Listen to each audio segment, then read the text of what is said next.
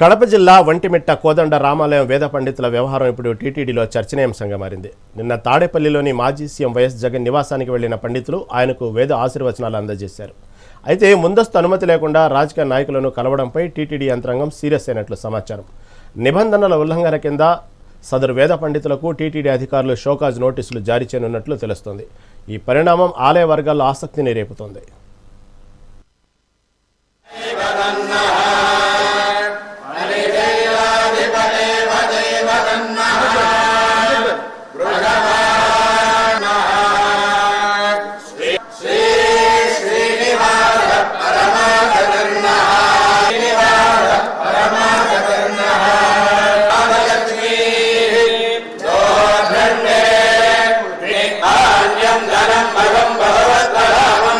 नवग्रह संपूर्णता दोष परिहारा